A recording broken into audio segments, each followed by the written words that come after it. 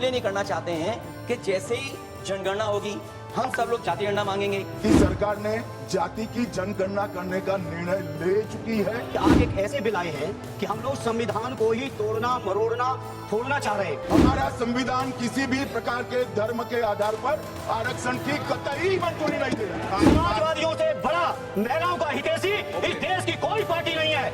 उनको मालूम पड़ना चाहिए कि अभी घरों की गिनती हो रही और घरों की कोई जाति नहीं होती। जो हाल कश्मीर का हुआ है, आसाम का हुआ है, वही हाल पूरे देश के करने का जो प्रयास है कि ये जनगणना जाति जनगणना के साथ ही होने वाली है।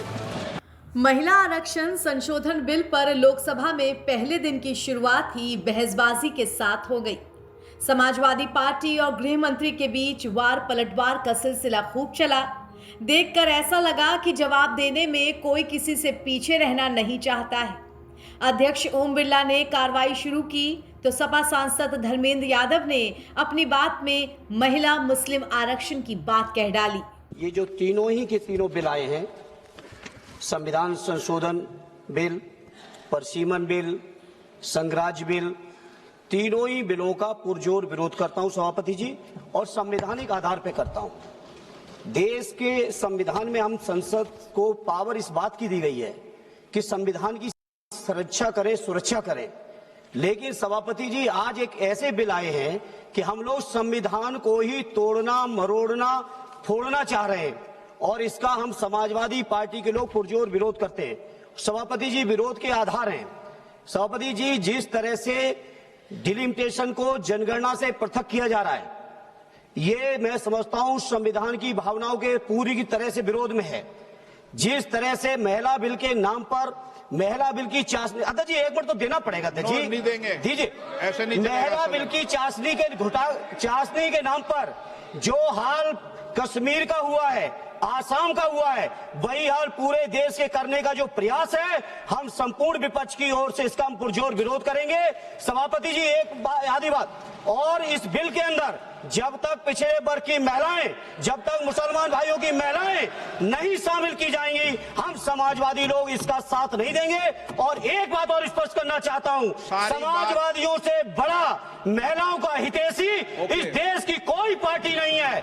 आज भी आपसे ज्यादा प्रतिशत हमारे अंदर महिलाओं की है। इसलिए सभापति जी आपके माध्यम से सरकार से अनुरोध है कि इस बिल को, संविधान संशोधन बिल को, परसीमन बिल को, केंद्र राज्य संशोधन बिल को वापस लिया जाए, और जो 2023 में महिला बिल लागू किया इस सदन ने, उसका अनुपालन किया जाए, देश के अंदर लागू किया जाए। धर्मेंद्र यादव के इस बयान पर बीजेपी सांसद और अल्पसंख्यक मामलों के मंत्री किरेन रिजिजू ने अपनी आपत्ति जताई और इसे गैर संवैधानिक करार दे दिया। मेरा एक बहुत विनम्रता से एक रिक्वेस्ट है, अभी जैसे हमारा समाजवादी ने कहा कि मुस्लिम महिलाओं का आरक्षण होना चाहिए, ये आज संवैधानिक बात इस तरह का रूल 73 में ना बोले। धर्म के नाम पर यहाँ रिजर्वेशन नहीं हो सकता, संविधान में नहीं है, इस तरह का बात ना करें। आपने नहीं बुलाया आज ही तो महिला विधेयक को।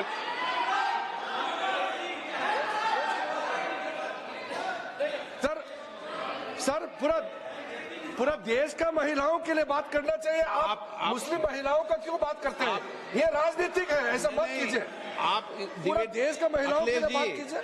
बस इसी बात के बाद अखिलेश यादव उठ खड़े हुए और उनके और अमित शाह के बीच बहसबाजी हो गई।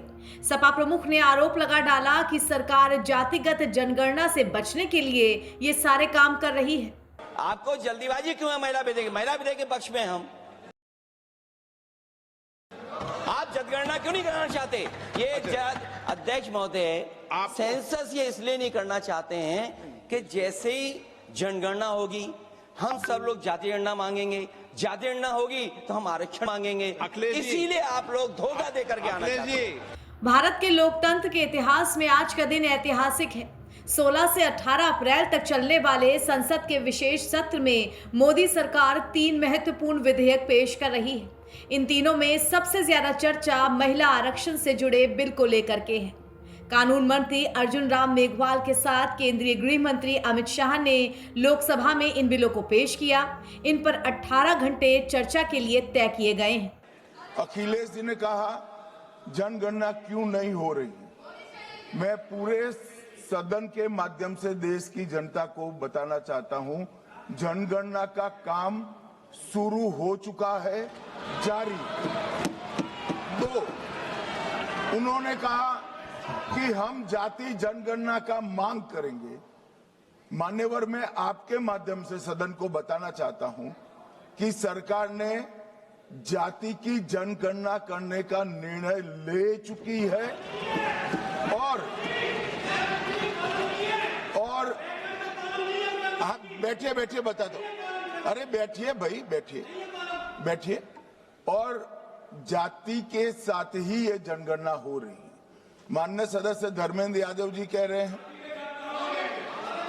हैं कि कॉलम नहीं है।